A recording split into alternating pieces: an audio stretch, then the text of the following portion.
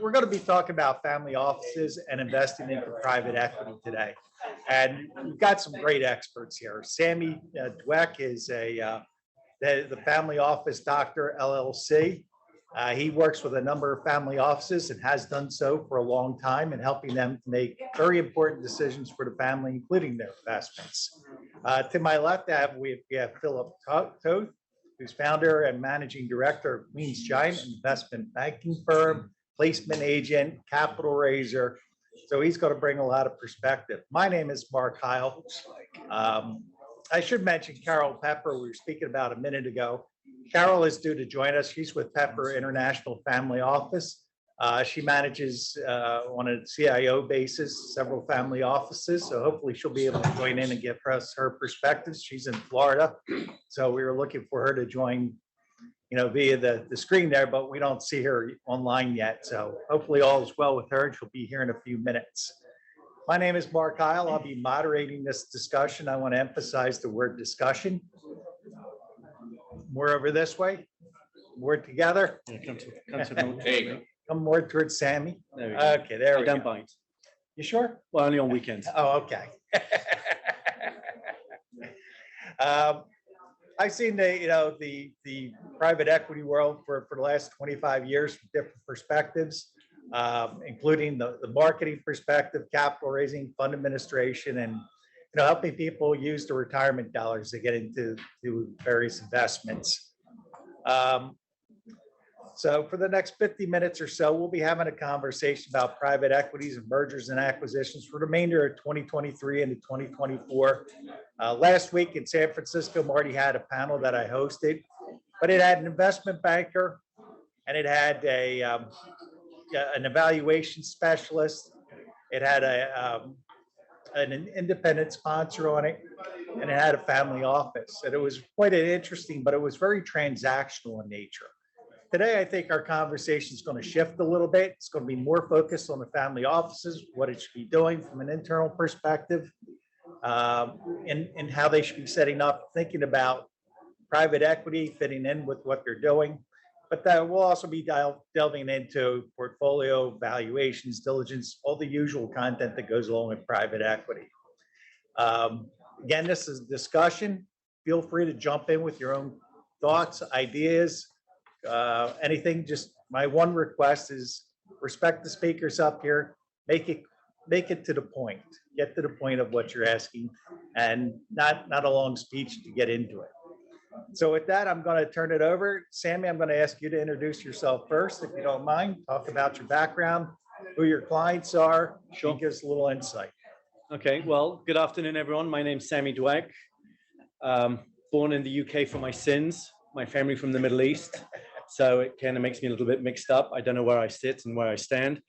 I started my career in Italy as a prop trader, trading fixed income derivatives and FX. Moved to Switzerland, had a fixed income for HSBC for a number of years, joined JP Morgan. I built out all their emerging markets business in the Middle East, in Europe, Central Europe, Eastern Europe. I went to Russia, Ukraine, all the emerging ex-Russian republics, spent time in Asia and South America. More recently, I left and became a consultant to family offices because the predominance of my business was working with families, because in emerging markets, it's family-run businesses. And the one thing that I've noticed throughout my years of working with families is that it's all about emotion. And that's a good thing, and that's a bad thing. It can be a bad thing when it comes to investments, because if the emotion gets in the way of looking at the investments in the right way, that can actually turn into bad investment decisions. And we're going to delve into that a lot more in a few minutes. But first, let's get Phil here to introduce himself, talk about his background. Yeah, my name is Phil Toth, and I founded a firm about 5 years ago called QueensGiant, which is an investment banking boutique focused on a few sectors.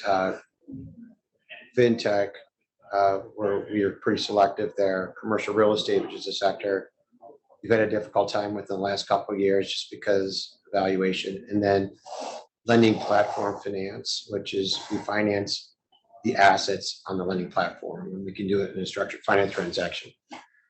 My background is a a little bit different than Sammy's, but we both have been around. We've been, Thank you. I actually started out very different than most investment bankers. I started my career working for a group at American International Hong Kong in Bangkok. And I was there for that crisis in the mid to late 90s and saw the run up to that. Then I came back and was institutional sales and trading to that crisis, right? And then also I've been an academic for a lot of my career. I have 4 degrees, and I also teach. I teach at Columbia in their enterprise risk management program in the financial risk management class specifically. I also worked in the Harvard FinTech course for a few years as well. Fantastic. Thank you. According to UBS Family Office Report, family offices investments or allocations in private equity have grown from 16% to 21% in 2021 and continue to climb. So Sammy, what's driving that? What's the impetus behind that growth? So if people haven't seen the report, I think it came out a couple of weeks back, or it was released a couple of weeks back. So I think this has been an ever-growing trend for a couple of different reasons. Remember, we've been in a low interest rate environment for such a long time. Everyone's been looking for returns. And unfortunately, hedge funds have just not been providing the returns people have been expecting. So in my humble opinion, we've been seeing a reallocation. And I've seen this with families and family offices where they have reduced their exposure to hedge funds and increased their exposure to private equity. Because again, you're looking at returns. If you look at the alternative space, which is what I call the oomph factor in the portfolio, and I'm looking for some kind of return, then private equity has had a much better track record over the last 2 decades than hedge funds have. Now, caveat, we were at 0 interest rates for the last 15 plus years. This is not normal. 5%, that's normal. I think you're going to see a resurgence of hedge funds. Remember, hedge funds can make more money when interest rates are at more normalized levels. It gives them the ability to be able to create more value. So we've seen that kind of shift dynamic. And remember, now we're getting this new shakeup in the markets. Okay, and as Daryl Montgomery spoke about, you're seeing this shift in paradigm between, I suppose, the West and the East. And that's part of it, this kind of deglobalization. So those are going to have impacts. I'm not saying private equity isn't interesting. I think private equity is very interesting. And just to touch on what the last panel, they mentioned very quickly, and I think it was Marty's question, secondaries. Secondaries is not just about, am I allocating to it? It's more a fact of pension funds and institutionals having to readjust their portfolios and exit. They're willing to pay a penalty, a discount to sell it. And hey, if I've got cash, and a lot of families have cash, and say, I'm getting a 20, 30, 40% discount on a private equity that is towards the end of its investment period, I'd be a fool not to take it. Just a little pushback here. Push. I'm going to. So you mentioned that we had low interest rates for the last 12 years, and I agree. That's very unusual, very different, but the trade-off is price.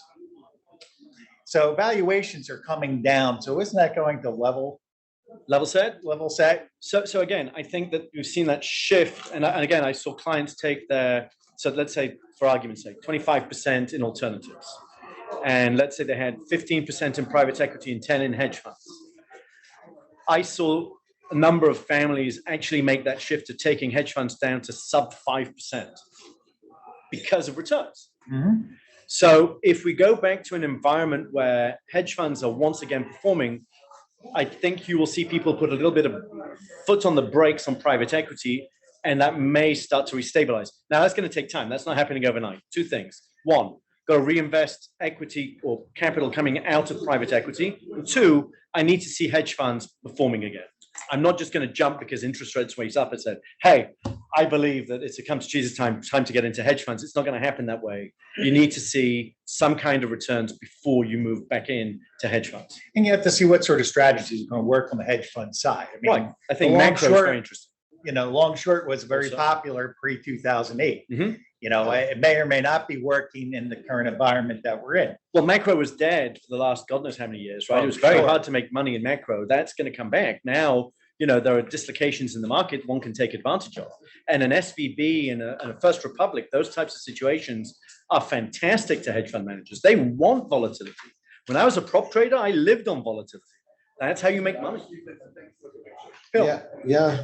I mean, to me, everyone's looking to find the next secular trend and they don't know what it is, right? The free money trend is over. And the free money trend allowed a lot of bad investments to be made. Those are being exposed, right? If you could take a bad company and lever it up with very cheap financing, they don't really need to be operationally effective. I think my point of view is maybe a little different than Sammy's, and we talked about this offline, is that when we see real estate investments or something like that coming to us, and then we require a certain amount of or a certain threshold of diligence or a certain disclosure amount, and then the person offering this opportunity doesn't want to do that, and yet we see that deal get done. I really think I should have bought a lot of puts on the market. I mean, that was a bad sign. That went on for years, right? I mean, there were a lot of people in there that should have never got funding. It's a terrible capital allocation, which means we have lower productivity numbers. I think that explains the inflation because workers are not very productive because they're getting paid for doing nothing. They can get paid for doing nothing because their cost of funds is zero. Right? The hurdle rate is very low. Now, when you look at private equity, I see it as a really good opportunity. Why? Because there's an equity shortfall across the board. People are overly levered. So if you have equity and you could come in there and you could buy an asset or a company at a fair price, and then just wait until you get a fair price on the leverage, then you would be doing really well, right? Or you could find one of these turnaround specialists and take what is a good company and make it better. That's traditional private equity to me, either LBOs, which become problematic because of the cost of funds, or taking companies that are not well run and making them better and then exit, right? Taking an investment, that's a return on assets of 5 or 6%, and then borrowing at 3% in order to achieve a 15% return means that, you're basically investing in a bad company to me. The ROA should be a lot higher. And this is going to expose a lot of people, I think, for making some bad investments, if it isn't already. I think we really have to consider paradigm shifts in investing. Mhm. A lot of the hedge fund world was fueled by leverage beta, which is now transparent. And so, Yes. That's never coming back, right? That whole world of leverage beta, which is probably about 80% of the investable hedge funds. Yeah, I would agree with that. And all that debt though found its way into other places, which was this binge fueled, debt fueled binging that we've had the last 10 years. Yeah. And now that's all going to be deflating. Well, So the question is, what works in a higher investment interest rate environment? good companies, good practices, people who can generate positive returns that exceed a certain rate, right? You can't get 5% returns. And when family offices that we saw getting deals done, and we're a little bit frustrated by it because sometimes they would overpay and we wouldn't work on it, and it's, oh well, a family office will do it. It's like, what for? Well, they're getting 0% overnight, so they're benchmarking something to an investment where they're levered 4 times to 1 and to their overnights. And that's just not a way of looking at it that's healthy in my mind. And, we try to solve that problem by, sourcing deals in a way, evaluating deals, modeling them, and going through the procedures that have always worked, not just the trend. And this has been a weird time. Okay, to me, it's a dislocation. To me, the new world is actually normal. And maybe you guys feel differently, but Yeah, I think that this is normal. Like, Yes. I'm gonna invest in good businesses, right? I'm not gonna sit here and get Well, scared yeah, that like I'm Mr. missing said, out. fundamentally. It's not, Yeah. it's not normal to go 500% increase in interest rates. But it was also, it was Okay, also okay. not normal times zero. Right. The rate of increase was unprecedented. Right. A theme of our group has been, it's very difficult to find great Yeah. operators. It is, And it is. that's number one. And the second one is that there's this huge retiree wave that was postponed because of low interest rates. That's now coming, where people are looking to get out of their businesses, get whatever they can out of their businesses, one way or the other. So I'm not saying it's liquidation, but probably it's the owner's distressed, but the actual operating business may not be so bad. Yeah, yeah, or you find the next one, right? With the people who are generally playing within the rules, right? They have a real business plan, they have a real capital plan. It's not just, okay, well, what are you doing? I'm waiting for the next round so I can double or triple what the amount of money or even more than that, what I put into it. Making 10x is just not that easy, right? You have to, it's like buyer beware at that point, right? And so, do I think that will come around? Like, again? Well, of course, it will come around in certain unique circumstances, but it can't be the norm, right? And you get investors starting to say, well, I'm afraid I'm missing out on, and people are exploiting them by coming in there and saying, oh, look at the last one, look at the last one. It's going to repeat itself into perpetuity. No, it's actually will regress to the mean. It will regress to the mean, and the businesses that actually can produce, good products and good services are the ones that are going to return very well for their investors, You right? had a question? Fred. Sorry. Yeah, I think, look, over 5 decades of investing, very long time. Very high interest rates, 20% value, 0 value. There is nothing you could say that, in terms of relativity that, best practice. The best practice, as far as I know, is to get a business that has got huge alpha generation, the business itself, not forget about all these other alpha generation, which is what everybody gets lost in. And so, you get these new breakthroughs, particularly in scientifically, and then that generates a tremendous amount of wealth. If you're a part of that wealth machine, you make money. If you're not, you're going to try very hard. You still make money, but not quite, that way. So the bottom line is that you suggest You're blocking the camera. or some new things in medicine or things that are coming by that are really outstanding. That's the way to really build a great portfolio going forward. So I'm just agreeing with what you said. Well, it's Again, more of an so- early stage so- though, right? So glad that you're getting Yeah. back to normalized environment, if you can call that normal. Well, let's talk for a minute too about the family office and how they're reacting to all this, because I think we've heard a couple times that fear of missing out, things like that, but these are very savvy businessmen. They understand things. At least the first generation family, maybe second, third, you lose some of that. So Sammy, you want to maybe just comment there? So I don't think necessarily the second generation Luke doesn't understand. Okay. It's more, does the second generation or the next generation have a voice? That's different. Okay. I think people think that family offices are low hanging fruit to get cash for investments. They're not stupid people. It's the exact opposite. Thank you. So to go, now that banks aren't giving out and, oh, well, let's go to the family offices. This is going to be an easy access to capital. Like, no, I don't think so. They're not there going, yeah, I'm Joe Schmo here. Let me give you some money. That's just not reality.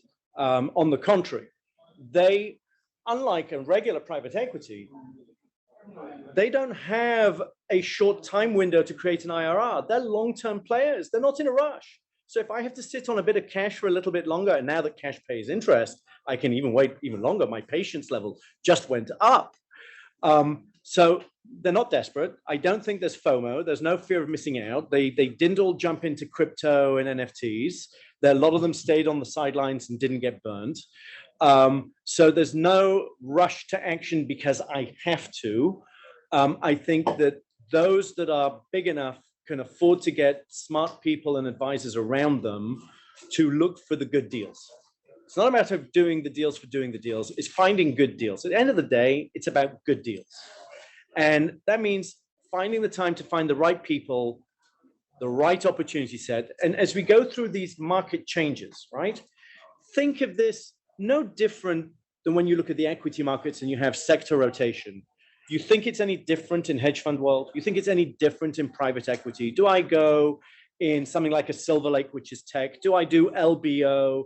Am I doing debt? Go with Apollo Leon Black with all the debt stuff.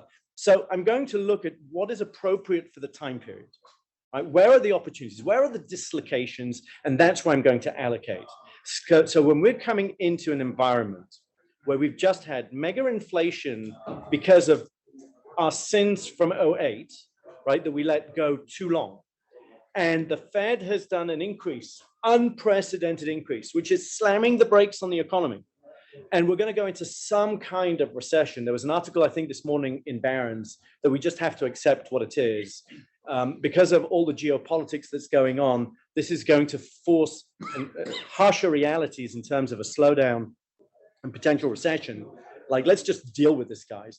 For me, as an investor, if I'm sitting on the sidelines, I've got cash, this is a great time to sign up and slowly invest money into opportunities who are distressed and get an even higher return. And Phillip, to your point, I agree with you. Look, private equity, I should be paid for my illiquidity and lack of decision-making, right? Yeah, oh yeah. So if in equities, I should be getting at least 700 to 900 basis points over cash, well then on private equity, I should be getting 15 plus, right? Oh, definitely. Otherwise, what's the point of giving up my liquidity? Well, you could buy bonds at 80 cents, right? That go to par, right? Right now, it's, so if you're going to invest in the equity and you have no liquidity in a private equity instrument, yeah, you can be patient maybe for the right family office in the right situation.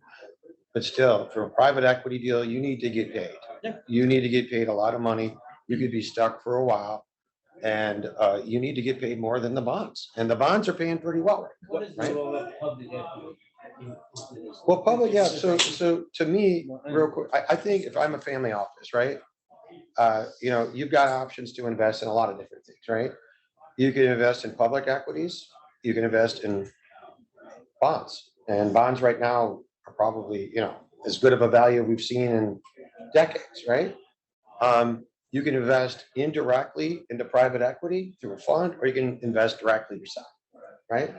So the trick is that you either need, if you're going to do a private equity deal, you need to either choose the right manager or you need to choose the right investment, right? And choosing the right investment is going to take you a lot of work. A public deal has already been done for you. All the work's already been done. They've been listed. They have regulations. They have I everything. was really trying to get at. Yeah. Because I think the new reality is going to come in. Mhm. Public market is different. Mhm. What do I mean? I think people were surprised that 10 companies suddenly jumped way up there and it represents the biggest return ever in terms of time frame. I Yeah. think they're going to continue to be surprised. The next, let's say 10% payment, 10 up to 50, another 40 when it comes to for really quality. Why are these things being favored? Very simple. They have the moat, they have the money, they have the know-how. So not necessarily. So Well, don't no, forget, it's- we had a period in the markets where people were putting, stupid money on stupid valuations on companies that didn't even have sales. How about Right? three We saw cap all rates? this, excuse my language, rubbish come out of SPACs that was coming into the market. You saw a Rivian, and nothing against Rivian. They've got a good, nice car. But $1 billion valuations, they haven't even sold a car. That's not what I'm talking about. What you're talking about, big corporate America guys, the Googles, the Microsoft, the rest that just really jumped up. But what I'm getting at is these guys have got no moats that are very hard for anybody. If the credit is going to be done a difficult time, which is going to be the case going forward, they don't need money. They don't need to have any other place. They have the gap. So those are the best places to invest in. And I think it's going to be, you'll see more of this in the next. I don't see the question. Well, maybe it's not, it's a public equity thing. We're talking about private equity. The apples and oranges. Because of that, you'll have a tremendous amount of. No, I mean, your strategic buyers is what he's talking about. Corporates being strategic buyers and having lots of cash in order to not require the borrowing, and they're not going to be as affected as an exit for a company. I still see strategics being strong. Oh, for the near M&A. future. Well, M&A is not, it's not what it was.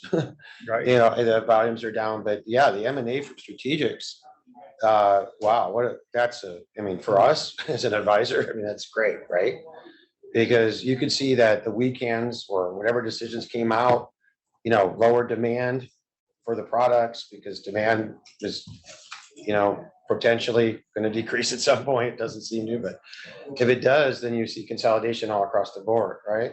I mean, think about the banking industry. I mean, gosh, I should start making some calls to a bunch of banks, see if we can't do some M&A work in the banking industry, right? There's a lot of potential M&A activity that seems to be bottled up because of the cost of funds and then people just not being desperate enough to sell. Feel the same way about real estate, by the way. Now you see the secondary funds. We talked about that too, where people are coughing it up, but there has to be a loser too. So someone invested, someone's fund that's liquidating. There has to be a loser, but yeah, I mean, if you play it right, but to us, it doesn't, all these things change over time, right? Where's the puck going, right? We think we have an idea. Sometimes things change along the way. The thing that really doesn't change is that you just have to be thoughtful about it, and there's always some risk. Like I said, I mean, the most frustrating thing to me related to the family office space has been some of the real estate investments I've seen. And that's a big black cloud hanging over. I mean, I know that some of these banks, we lost out on deals on loan portfolios where banks were buying 12-year paper at 4%, unsecured, right? So they're holding that assets for 12 years. It's going to be a liquidity problem for a while. You've seen family offices buying stuff at 3 cap rates, thinking that you're going to be raising rents into perpetuity. That's not happening. Rents in some places are dropping. So, and you know what? You didn't have to do much research to realize that none of this stuff was actually going to work out. Now, all that stuff exactly for sale? No. I wish it was, because our business would be booming. The transaction volume in M&A and private equity has gone down. The transaction value, overall is a lot lower. And I don't know what anyone else is seeing, but not us, not any statistic I've seen. It's just that people are so over leveraged to companies that nobody wants to sell for a loss because it means that they have no equity at some point in time. Hold on, loss aversion. Well, it's that and also expectation, right? Managing directors in their M&A one, right? Right. Oh, it's a You're layoff. I'm expecting the surprised. market to go down. Why would you buy now?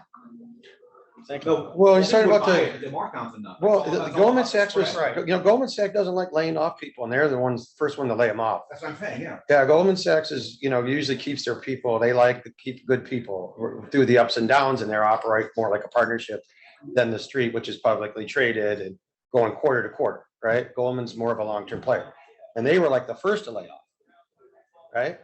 So what does that tell you? They'll tell you they're also selling assets like Green Sky at a loss.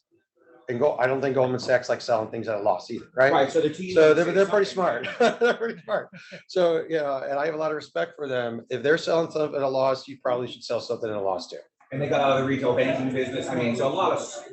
Yeah, it's surprising that they laid off people like they did. I think they have the biggest layoffs of anyone, don't they, Marty? I'm not tracking that part. I think they just do. read the headline about They do. the Yeah, they managing do. directors going. Yeah. So, I 10 mean, minutes. one of the things we certainly saw in the downturn of the market and the low interest rates were, and again, there's smart people inside the family offices, but there was this whole trend towards professionalization, hiring people like yourselves, hiring people like Phil to look at the M&A market, help them make decisions. What do you think is going to happen going forward? So actually, I'm going to say, I don't think family offices are there yet. I think they're at the very beginning of the professionalization cycle. So I wrote a paper probably 2 or 3 years ago. It's on my website, where I spoke about the dilemma of direct investments. So family offices, when they're doing direct investing, they make a couple of mistakes. Mistake number one is they invest in what they're used to. So if I was in real estate, I'm just going to invest in real estate because that's what I'm comfortable with. So I get no diversification. Now, if I'm going to start doing investments into doing direct investments into any industry, I need to make sure that I have the right people around me, the experts that can actually go and do the analysis. Do they? No. The guys inside who may be experts on real estate are going to try and wing it on assets they don't understand that act differently. So that's number one. Number two, if I'm a family office and I'm doing direct investments, what's my plan? So I'm going to go in, I'm going to invest. How am I investing? Is it debt? Is it equity? Is it a convertible? Is it a PIK note? And what's my timeline? What's my expected return? Where is it that I'd be happy to get out? Okay, how will I get out? Have I envisioned the exit strategies? Don't try and work that out once you get there, because then you may be a prisoner and you may not find a buyer. So, well, start already courting potential buyers, at least be talking to them. It doesn't have to be about that specific investment. So it's having the whole plan. If you don't have good investment bankers of some kind, be it in a Goldman Sachs or, Phil, then, you're going to end up in a very bad situation. So I've actually been working more with family offices in finding solutions to investments they got into and they don't know how to get out of. And now they're in a bad situation. Yeah. Because they didn't think it through from the beginning. And it's great that you wanted to diversify. I think that's wonderful. But did you have the wherewithal? Did you have the bandwidth to have enough people around the table give you the expertise you didn't have? Did you go outside? Look, I think there's some great things in family office world. They were running out of direct deals because they wanted to go away from the big private equity companies. And I think probably if we look back, it's probably a failed experiment, but there's room for improvement. What's changing is these family office forums where they get together and they share information and they share due diligence and they say, let's do this together. Let me share what I've done. It's a bit like impact investing, but on private equity, right? Because it's expensive to do. I can't do it all myself because the cost of doing all of that, because I don't have the bandwidth, I'm going to erode all my potential upside in spending in due diligence and time and everything else. So creating these forums where you can then diversify, share information, look at a deal together.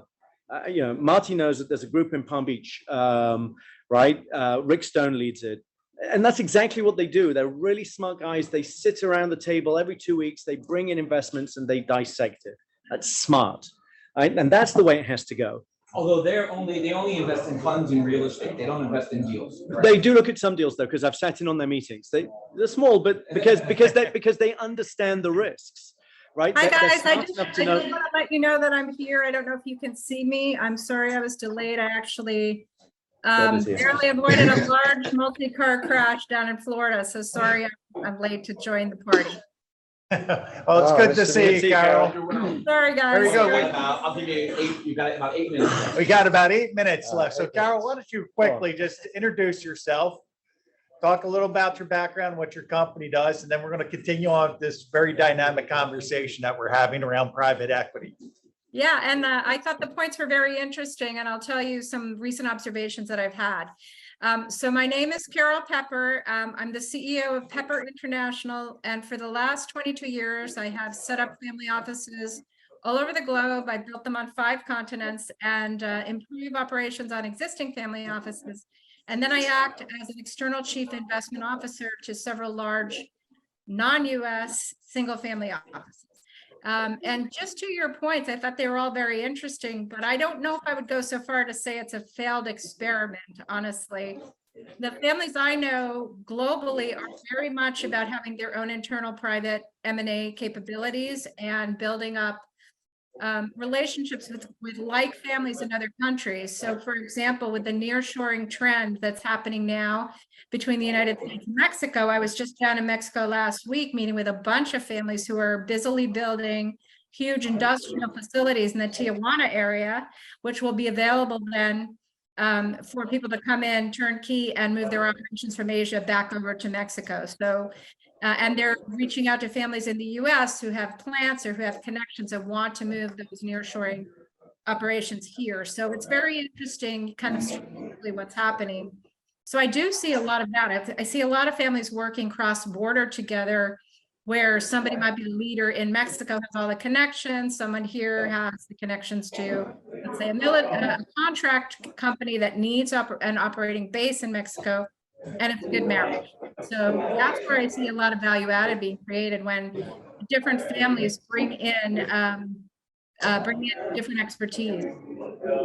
Yeah, and I think that's what Sammy's point was driving towards, actually. So you think you're in actually very much aligned. Case in point, Sammy was talking about these families getting together and doing things, and just what you were doing. You're talking about cross-border. I know a family office down in Texas that has 100 SVPs, but it's not them alone. It's them and like 30 families investing in that portfolio of 100. And they all have pieces of these companies. So it's very interesting that how this dynamic is working and playing out. But even to that end, you need to have the right expertise around you, right, Sammy? Yeah. And Carol, I mean, both of you. I think we're saying the same thing, right? It's when they partner together and they put their heads together, get the expertise around the table. When it's a failed experiment is when they're trying to do it alone. Well, you can in a private equity deal, right? Private equity deal is not like a public equity deal. Public equity deal, the information is, everyone has it, right? Private equity deal, you need to find the information. It means you need to have people out there that you're sharing information with in order for you to make a wise decision, right? It's not like a public deal. Yeah, and it goes even beyond that because I think you still need to have the compliance around you. You need to have the legal advice around you because it's easy to stumble in private equity.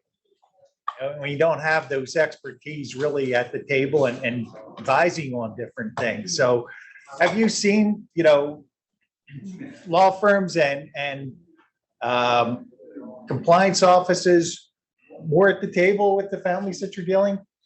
So I don't know about you, Carol, but I've seen a lot of like a resurgence of these external compliance groups that families can actually, license or work with, right? Which I think is interesting. On the bank side, on the legal side, there are some law firms. What they've done is they're creating these M&A guys that sit on one side, and they have. I'd call it a networking person, and all they do is talk to all the family clients of the M&A guys. What is your deal flow? What are you looking to buy? What are you looking to sell? And they create this kind of spreadsheet. Holland and Knight has done this, by the way, very successfully. And so then they try to do like cross-pollination with the families of, oh, I heard that this guy in Asia is looking to buy and this guy is looking to sell. Let's put them together. And they kind of become brokers, which is really interesting. So that's something new that I've been seeing, which I didn't see before. Great. Yeah, and I would say that. Takes that. I would say also another firm that's doing a lot of that is Withers Worldwide. So with Withers, they're very tight in with some of these families. They started on, let's say, the trust and estate planning side, but absolutely now they will help you anywhere in the world on both the business side and the tax side and the trust planning side. And it's very convenient to have all three pieces together, actually. Yeah, Justine Markowitz in Geneva, she's done a great job on that. So when Marty takes that seat, it means that the cane is out, we're being hugged. But before we go, so stay in here for a minute, just, as we're heading into 2023, 2024, and let's make this quick. And I'll start with you, Phil. What are you most optimistic about? What are you most concerned about? Gosh. Well, I'm actually most concerned about the commercial real estate portfolio on the banks and the election in the United States. I think that's scary. Across every type. I just think that you know what I think that the banks own a lot of this stuff. It's bad. Optimistic about it. I think that some really great opportunities will eventually come out of it, but I don't think we're out of the woods. I think we got some ways to go. Carol? I'm most optimistic about Ukraine winning the war, especially after what we saw this weekend. I think that will help the entire geopolitical situation actually out. And I'm most concerned about the general elections in the United States. I think it's going to be a big distraction and a lot of noise, which will be unfortunate and not help our standing in the world. So let's hope everybody can be adult in the election. That would make a big difference. Not counting on that. Yeah, that's a really tall order, Carol. Like really? Look who's in the race. Finish the song.